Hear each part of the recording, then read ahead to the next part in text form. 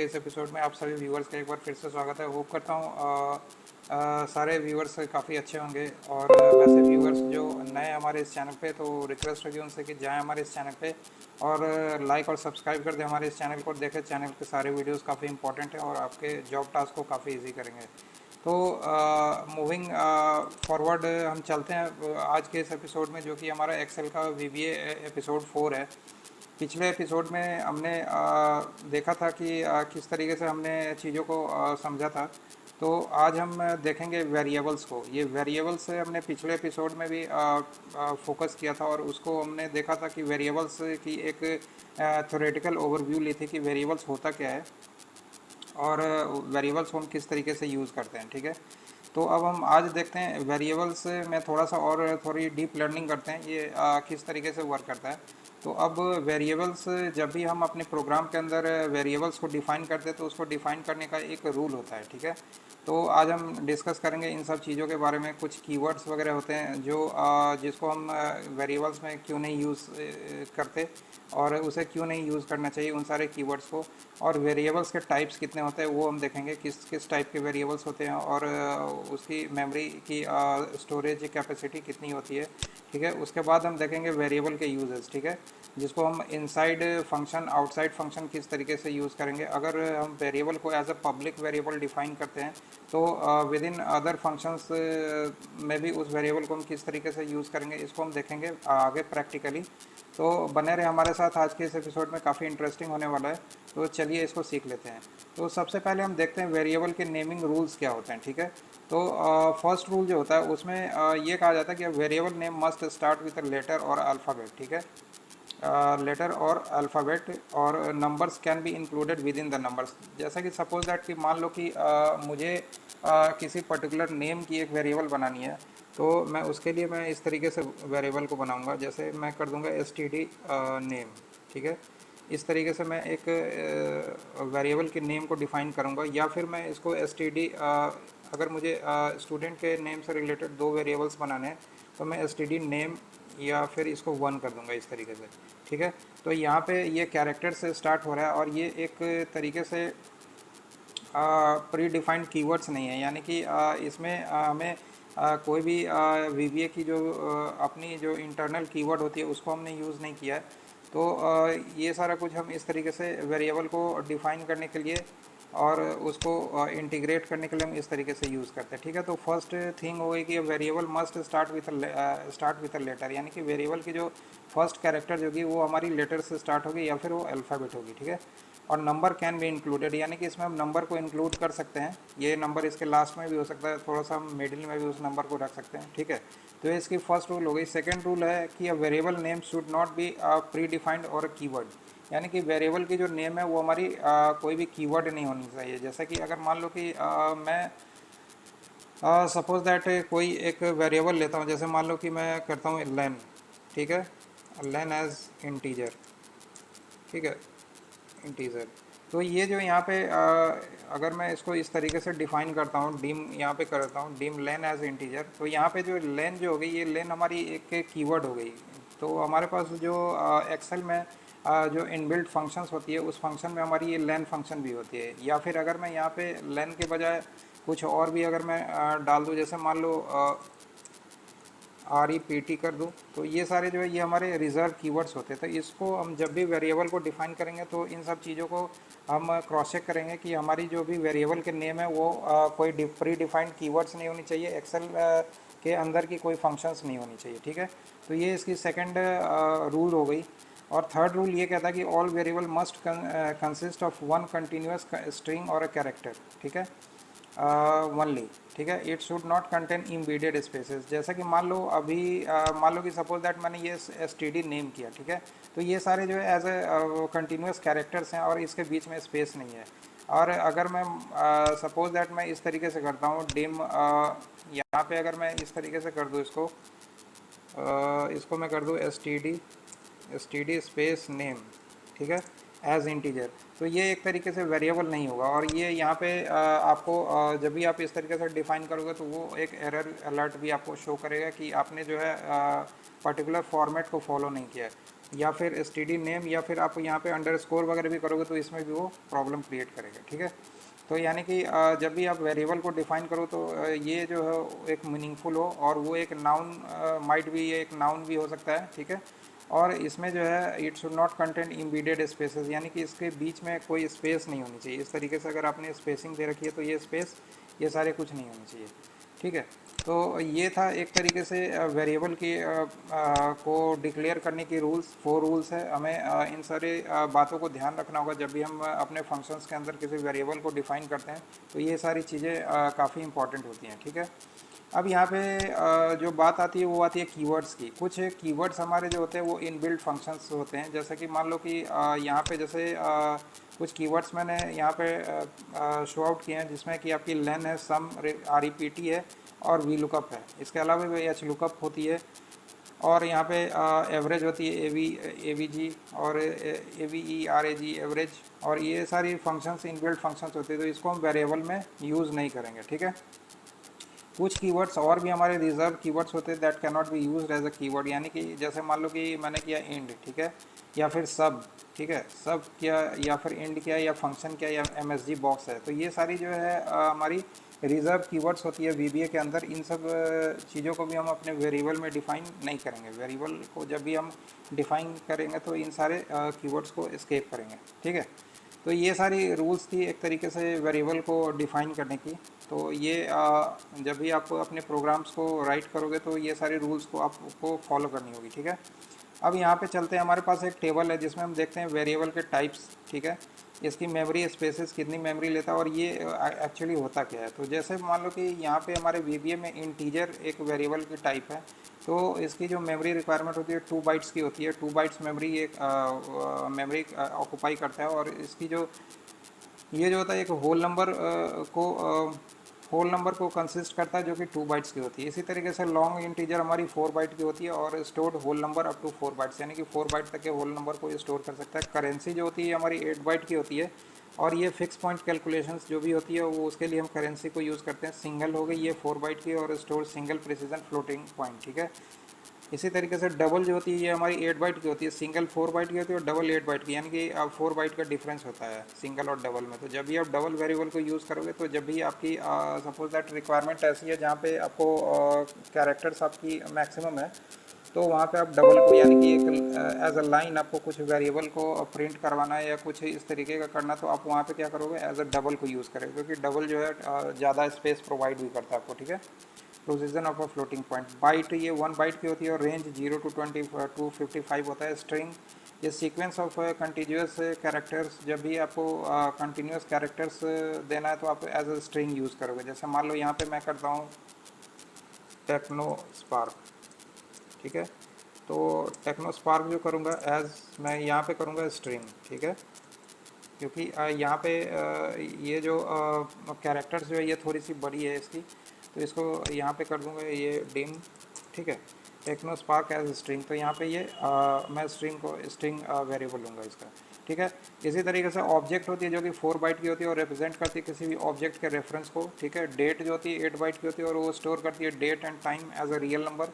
इसी तरीके से बूलियन जो होती है वो 2 बाइट की होती है, और ओनली 2 पॉसिबल वैल्यूज़ इसमें स्टोर हो सकता है, या तो वो ट्रू हो सकता है या फिर फॉल्स हो सकता है, या तो ये 0 हो सकता है या 1 हो सकता है, ठीक है, इस तरीके से। और वेरिएंट होती है 16 बाइट की, जो कि कंटेंस करती है न्यूमरिक, स्ट्रिंग और डेट, ये सारे कैरेक्टर्स को ये कंसिस्ट करती है।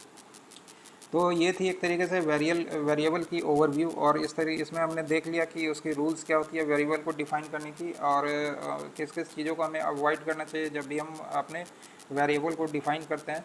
उसी तरीके से वेरिएबल के टाइप्स भी हमने देख लिए, ठीक है। तो ये एक कॉमन टाइप होता है, जब भी आप VBA कोड का यूज़ करोगे तो वेरिएबल को डिफाइन करने के लिए इन सब टाइप्स में से किसी भी एक टाइप को यूज़ कर सकते हैं, ठीक है। अब आते हैं हमारे वेरिएबल के यूजेस पे। तो वेरिएबल हमारी 2 तरीके से यूज़ होती है। एक तो इनसाइड अ फंक्शन होती है, ठीक है, जब भी आप एक फंक्शन को डिफाइन करते हो तो उसके अंदर एक वेरिएबल को यूज़ करते हो, या फिर एक आउटसाइड अ फंक्शन होती है, यानी कि फंक्शन के बाहर वेरिएबल को यूज़ कर सकते हो, ठीक है।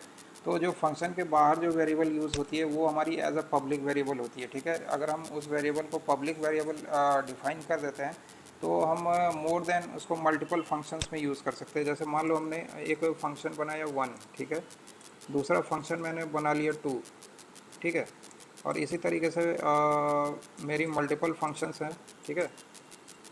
फंक्शन मेरी 10 है, तो मोस्ट प्रोबेबली जो मैं ये मान लो कि सपोज दैट कि मैं एक नम वेरिएबल बनाता हूँ, ठीक है। तो ये जो नम होगा वो हर एक फंक्शन के लिए यूज़ होगा, ठीक है। अगर उसकी रिक्वायरमेंट एवरी फंक्शंस में होगी, ठीक है। ये फंक्शन 1 के लिए भी होगा, फंक्शन 2 के लिए भी होगा, इसी तरीके से फंक्शन 10 के लिए भी। ये सारे फंक्शंस में इस नम को हम यूज़ कर सकते हैं जिस तरीके की हमारी रिक्वायरमेंट है, ठीक है। अगर मुझे ऐसा लगता है कि वो कॉमन वेरिएबल है जो कि एवरी फंक्शंस में उसकी ज़रूरत पड़ेगी, तो हम इसको एज अ पब्लिक कर देंगे, ठीक है। इसको पब्लिक वेरिएबल डिफाइन कर देंगे, ठीक है। और इसको हम यूज़ कर लेंगे अपने सारे फंक्शंस में। तो इसको हम देखेंगे प्रैक्टिकली ये किस तरीके से होता है, तो बने रहे हमारे साथ। इसको हम एक बार प्रैक्टिकली चेक करते हैं।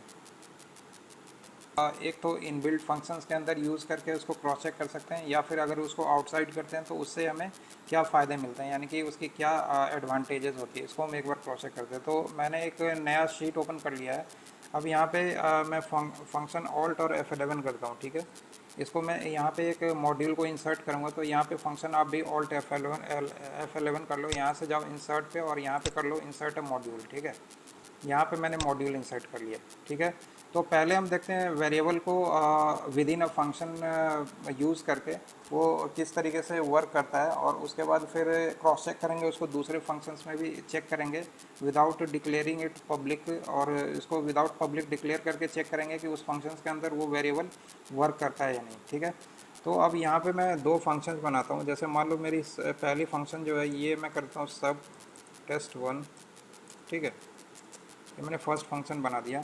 अब यहाँ पे मैं एक वेरिएबल डिफाइन करता हूँ, ठीक है। यहाँ पे मैं कर लेता हूँ dim num one as integer, ठीक है। मैंने इसको इंटीजर डिफाइन कर लिया नंबर 1 को, ठीक है, नम वन एज इंटीजर। अब यहाँ पे नम वन में एक मैं वैल्यू डाल देता हूँ, नम वन इक्वल टू मैं डाल देता हूँ यहाँ पे कुछ वैल्यूज़ मैं डाल रहा हूँ। यहाँ पे नम वन में डाल देता हूँ, यहाँ पे सपोज दैट 1000 मैंने कर दिया, ठीक है, ठीक है। अब मुझे इस नम वन को प्रिंट करवाना है अपने एक्सेल के एक शीट पे। जैसा कि मान लो कि ये मेरी एक्सेल की शीट है इधर, ठीक है। इसको मैं एक बार साइड बाय साइड दोनों विंडोज़ को ले लेता हूँ, जिससे ये जो है आपके एंड पे भी ये दिखता रहे, ठीक है। तो ये हमारी नम वन होगी, जहाँ पे मैंने एक वैल्यू डाली है 1000, और इसी 1000 को मुझे यहाँ पे शीट 1 पे प्रिंट करवाना है, ठीक है।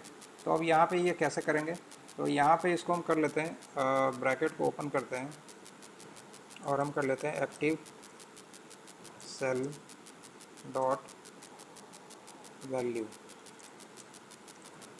ठीक है। Active cell dot value equal to यहाँ पे कर देते हैं, डबल कोट को यूज़ करेंगे और यहाँ पे इस वैल्यू को हम डाल देते हैं, ठीक है, 1000, ठीक है। और यहाँ पे इसको यहाँ पे ब्रैकेट को डालते नहीं है। अगर मैं कंडीशंस अगर कोई लगाता हूँ तो यहाँ पे ब्रैकेट को यूज़ कर सकता हूँ, वैसे अगर मैं कंडीशन नहीं लगा रहा तो यहाँ पे ब्रैकेट को यूज़ नहीं करूँगा, ठीक है। ये मैंने कर लिया, ठीक है। अब यहाँ पे मैंने एक test1 की एक फंक्शन बनाई है, जहाँ पे मैंने num1 करके एक वेरिएबल को डिफाइन किया जो कि हमारी एज ए इंटीजर है, ठीक है। और num1 में मैंने एक वैल्यू डाल दिया 1000, ठीक है। और उसके बाद मैं कहता हूँ कि एक्टिव सेल डॉट वैल्यू, यानी कि एक्टिव सेल जहाँ पे भी है, जैसे मान लो सपोज दैट अगर अभी हमारी जो सेल है वो A1 पे है, ठीक है। अगर हमारी सेल सपोज दैट B1 पे होती, या फिर हमारी सेल सपोज दैट कि B5 पे होती, कहीं पे भी होती, तो वहाँ पे ये वैल्यू क्या करते हैं 1000 प्रिंट कर देते। तो इसको एक बार हम रन करते हैं, इसको देखते हैं ये किस तरीके से वर्क करता है, ठीक है। तो मैं इस फंक्शन को यहाँ पे करता हूँ, यहाँ पे ग्रीन बटन से आती है, आप इसको क्लिक कर दो, ठीक है। तो जैसे ही मैं क्लिक करता हूँ तो आप देख सकते हो जो हमारी एक्टिव सेल थी वहाँ पे हमारी 1000 वैल्यू जो है वो वहाँ पे प्रिंट हो गई है, ठीक है। इसको एज आप मैसेज बॉक्स के रूप में भी आप कर सकते हो। जैसे मान लो कि अभी मैंने active cell dot value equal to 1000 किया है, इसको मैं एक कमेंट कर देता हूँ। अगर सपोज दैट मुझे इसको एज अ मैसेज दिखाना तो यहाँ पे मैं कर दूँगा MSG बॉक्स, ठीक है। और यहाँ पे कर दूँगा MSG बॉक्स इक्वल टू कर दूँगा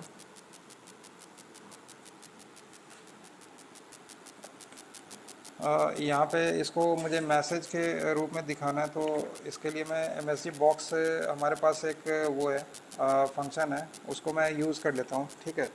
और यहाँ पे इक्वल टू नहीं करेंगे, यहाँ पे इसको मैं डबल कोट के अंदर डाल देता हूँ, ठीक है। और यहाँ पे ये मैं डाल देता हूँ the user has input the value, ठीक है। इसको डबल कोट को क्लोज़ करता हूँ, यहाँ पे लगाता हूँ %। और यहाँ पे मैं यहाँ पे वैल्यू नहीं डालूंगा। अब मैं यहाँ पे ये num1 ले लूँगा, क्योंकि num1 हमारी वेरिएबल है और उसके अंदर हमने 1000 हमने इनपुट किया हुआ। तो यहाँ पे मैं % करूँगा और यहाँ पे कर दूँगा num1, ठीक है। अब मैं इतना कर लेता हूँ, ठीक है। तो ये हमारी हो गई। अब यहाँ पे क्या करेगा ये, पहले तो यहाँ पे इसको ऑलरेडी num1 यानी कि इस वेरिएबल में 1000 हमने इसको वैल्यू दे दिया है। तो इसे ये मैसेज बॉक्स के थ्रू हमें एक मैसेज पॉपअप करेगा जहाँ पे ये लिखा रहेगा कि the user has input the value %num1, यानी कि जो वैल्यू हमने डाला है सेल के अंदर इसके फंक्शन में, वो वैल्यू हमें प्रिंट करके वो मैसेज पे दिखाएगा, ठीक है। यहाँ पे एक स्पेस दे देते हैं जिससे थोड़ा सा जो है ये और बेटर दिखे हमें, ठीक है। तो इसको अगर एक बार मैं रन करूँ यहाँ पे, ठीक है, तो ये हमारी test1 है, इसको मैं एक बार रन करता हूँ। तो आप देख सकते हो यहाँ पे एक हमारे पास मैसेज पॉपअप हुई है, the user has input the value 1000, ठीक है। तो इसको यानी कि इस वेरिएबल को मैंने फंक्शन के अंदर इस तरीके से यूज़ कर लिया है। अब मैं एक और फंक्शन बनाता हूँ जहाँ पे मैं देखूँगा कि इसी वेरिएबल को यूज़ करूँगा, ठीक है। और देखता हूँ कि वहाँ पे वो वर्क करता है या नहीं करता, ठीक है। तो यहाँ पे एक और फंक्शन मैं बनाता हूँ, यहाँ पे इसको कर देता हूँ सब test2, ठीक है। और यहाँ पे इसके लिए या तो मैं मैसेज बॉक्स भी पॉपअप करा सकता हूँ, या फिर इसको मैं एज ए स्टेटमेंट ही देता हूँ, ठीक है। तो यहाँ पे इसको एज ए स्टेटमेंट यहाँ पे दे देता हूँ, ठीक है। तो यहाँ पे test2 में मैं कर दूँगा active cell dot value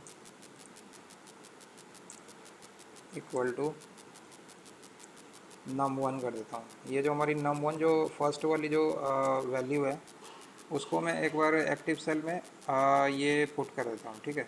active cell dot value equal to num1, ठीक है। या तो मैं ऐसे भी कर सकते हैं, या इसको मैं एक थोड़ा सा ये स्टेटमेंट में दे देता हूँ, द यूज़र वैल्यू इज़, ठीक है। ब्रैकेट को क्लोज़ किया, % का साइन लगाया यहाँ पे, और यहाँ पे कर दिया num1, ठीक है। इसको इस तरीके से कर लेते हैं और इसको देखते हैं ये किस तरीके से वर्क करता है हमें, ठीक है। तो सब टेस्ट पे तो हमने चेक कर लिया था, तो वो हमारी वैल्यू जो थी हमने जो डिफ़ाइन किया था इस फंक्शन के अंदर, उस वैल्यू को इसने मैसेज बॉक्स पे पॉपअप किया था।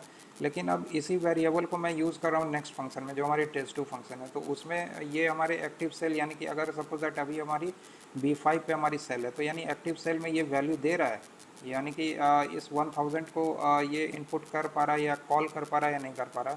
इसको हम एक बार क्रॉस चेक करते हैं, ठीक है। तो एक बार रन करता हूँ मैं इस फंक्शन को, ठीक है। अब ये मैं कर लेता हूँ test2, क्योंकि test2 हमारी सेकंड फंक्शन है। इसको एक बार क्लिक करते हैं, तो आप देख सकते हो जो ये वैल्यू आई है हमारी, यहाँ पे इसने एक वैल्यू हमें पॉपअप करके दिया है। लेकिन यहाँ पे क्या दे रहा है कि the user value is dash, यहाँ पे वो वैल्यू नहीं दिखा रहा है। जबकि मैंने इस फंक्शन में यहाँ पे जो है मैंने उस वेरिएबल को कॉल किया है फर्स्ट वाले फंक्शन से, लेकिन फिर भी हमें यहाँ पे जो इसकी जो आउटपुट मुझे मिल रही है वहाँ पे वो वैल्यू शो नहीं कर रहा है। यानी कि इसका मतलब ये हुआ कि जब भी आप किसी वेरिएबल को किसी फंक्शन के अंदर डिफाइन करोगे तो वो ओनली उसी फंक्शन में वर्क करेगा, आपको नेक्स्ट फंक्शन में वो वैल्यू वर्क नहीं करेगा। और ये वर्क कब करेगा, जब हम इस वेरिएबल को हम एज अ पब्लिक डिफाइन करेंगे, ठीक है। तो इसको एक बार मैं प्रैक्टिकली भी करता हूँ। अब देखते हैं यहाँ पे इसको एज अ पब्लिक करके और फिर इसको क्रॉस चेक करते हैं बोथ फंक्शन पे ये वर्क करता है या नहीं करता, ठीक है। तो एक बार मैं क्या करता हूँ कि ये जो मैंने वेरिएबल यहाँ पे डिफाइन किया है इसको मैं कमेंट कर देता हूँ यहाँ पे, ठीक है। अब ये मैंने कमेंट कर दिया, और ऊपर वाले फंक्शन के ऊपर मैं एक और स्टेटमेंट टाइप करता हूँ, पब्लिक num1 एज इंटीजर, ठीक है, इंटीजर, ठीक है। अब इसको मैंने पब्लिक डिफाइन कर दिया, पब्लिकली डिफाइन कर दिया, यानी कि num1 जो होगी अब हमारी पब्लिकली डिफाइन होगी। अब ये वैल्यू जो होगी हमारी फर्स्ट फंक्शन में भी वर्क करेगी और सेकंड जो फंक्शन है उस पर भी दोनों जगह ये वैल्यू वर्क करेगी। इसको हम देखते हैं, एक बार क्रॉस चेक करते हैं, प्रैक्टिकली देख लेते हैं। एक बार मैं यहाँ से ये वैल्यू को डिलीट मारता हूँ, पहले मैं फर्स्ट फंक्शन को यहाँ से यूज़ करता हूँ। अब फर्स्ट फंक्शन में जो हमारी एक्शन होगी क्या होगी, हमें मैसेज बॉक्स पॉपअप करके दिखाएगा जहाँ पे ये मैसेज शो करेगा the user has input the value 1000, ठीक है। जबकि यहाँ पे मैंने इसको डिफ़ाइन नहीं किया, इसको अब मैंने पब्लिकली डिफ़ाइन कर दिया। तो ये अब मुझे फंक्शन 1 के अंदर भी ये वैल्यू जब वो रिटर्न करे तो यहाँ पे भी दिखाएगा और फंक्शन 2 में भी ये रिटर्न करेगा। तो इसको क्रॉस चेक भी कर लेते हैं, हम देख लेते हैं। तो सबसे पहले फर्स्ट फंक्शन को यूज़ करते हैं, ठीक है। तो यहाँ आप देख सकते हो the user has input the value 1000, ठीक है। यहाँ पे इसने 1000 दिखा दिया, जबकि हमने इसको डिफ़ाइन यहाँ पे नहीं किया, इस वेरिएबल को डिफ़ाइन मैंने पब्लिकली कर लिया। तो ये फर्स्ट फंक्शन का तो वर्क कर गया। अब चलते हैं हम अपने सेकंड फंक्शन पे। सेकंड फंक्शन को एक बार रन करते हैं, ठीक है। तो सेकंड फंक्शन को जैसे ही रन किया तो आप देख सकते हो यहाँ पे भी ये आ रही है द यूज़र वैल्यू इज़ 1000, यानी कि यहाँ पे भी ये वैल्यू कॉल कर लेगी। तो इससे ये समझ में आता है कि जब भी आप फंक्शन को पब्लिकली डिफ़ाइन करोगे तो एक या एक से ज़्यादा फंक्शंस पे उस वैल्यू को यूज़ कर सकते हो, ठीक है। अब इस वैल्यू को आप मल्टीपल फंक्शंस पे भी यूज़ कर सकते हो। जैसे अभी के लिए तो मैंने 2 फंक्शंस पे यूज़ किया, आप अब 1-2 फंक्शंस और भी बना करके उसके अंदर भी ये वैल्यू को यूज़ कर सकते हो। तो होप करता हूँ कि ये सारी चीज़ें आपको प्रैक्टिकली समझ में आ रही होगी। और आपकी अगर किसी भी तरीके की डाउट है तो आप हमारे नीचे हमारे चैनल के कमेंट सेक्शन में हमें कमेंट कर सकते हैं। तो मिलते हैं अगले एपिसोड में और वहाँ पे देखेंगे कुछ और नई चीज़ें। हम देखेंगे वहाँ पे किस तरीके से व्हाट इज़ ऑब्जेक्ट क्या होता है, क्लास क्या होता है, प्रॉपर्टीज़ क्या होती है, और वो सारी चीज़ें काफ़ी इंपॉर्टेंट होती है गोइंग फॉरवर्ड। किस तरीके से हम यूज़र डिफाइंड फंक्शंस बनाते हैं, ठीक है। हमारी कुछ इनबिल्ट फंक्शंस भी होती है और कुछ यूज़र डिफाइंड फंक्शंस होती है। तो कुछ यूज़र डिफाइंड फंक्शंस के भी एग्जांपल्स देखेंगे। तो बने रहे हमारे साथ आज के इस एपिसोड में। So thank you so much for watching this. Have a nice day, bye bye, take care, जय हिंद, जय भारत।